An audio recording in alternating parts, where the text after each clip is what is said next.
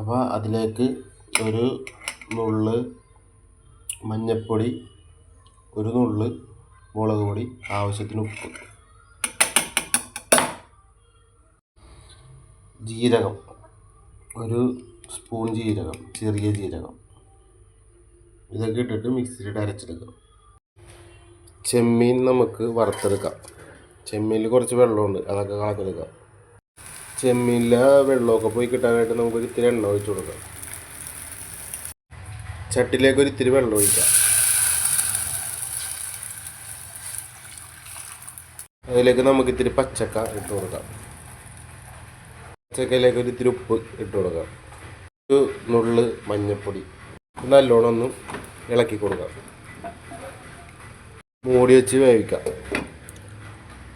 പച്ചക്ക വെന്താന്ന് തുറന്ന് നോക്കാം. പച്ചക്ക വെന്താന്നൊരു കത്തി എടുത്ത് കുത്തി നോക്കിയാൽ പച്ചക്ക വെന്തിട്ടുണ്ട് ഗേസ്. അപ്പോൾ വേവിച്ച പച്ചക്കയിലേക്ക് നമുക്ക് അടിച്ചു വെച്ചേക്കണ മസാല ഇട്ട് കൊടുക്കാം. തേങ്ങ, അപ്പോൾ ജാറ് കഴുകിയെടുത്ത വെള്ളവും കൂടെ നമുക്ക് ഇതിലേക്ക് ഒഴിച്ചു കൊടുക്കാം. അപ്പോൾ ഗൈസ് ഇത് നല്ലോണം നമുക്ക് മിക്സ് ചെയ്തെടുക്കാം.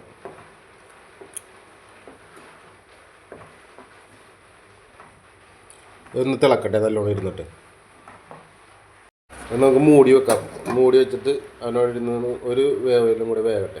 കടുക് പൊട്ടിക്കാനുള്ള പാത്രത്തിൽ നമുക്ക് ഇത്തിരി വെളിച്ചെണ്ണ ഒഴിച്ചു കൊടുക്കാം. അപ്പോൾ എണ്ണ ചൂടായിട്ടുണ്ട് കേസ്, നമുക്ക് കടുകിട്ട് പൊട്ടിക്കാം. കടുക് പൊട്ടിയതിലൂടെ രണ്ട് പിന്നെ കറിവേപ്പില ഇട്ട് കൊടുക്കാം. അപ്പോൾ തുറന്ന് നോക്കാം. കൊള്ളാം, നല്ലോണം വെന്തിട്ടുണ്ട്.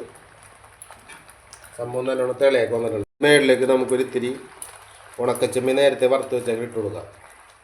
ചെമ്മീൻ ഇട്ടിട്ട് പിന്നെ നല്ലോണം ഒന്ന് മിക്സ് ചെയ്തെടുക്കാം.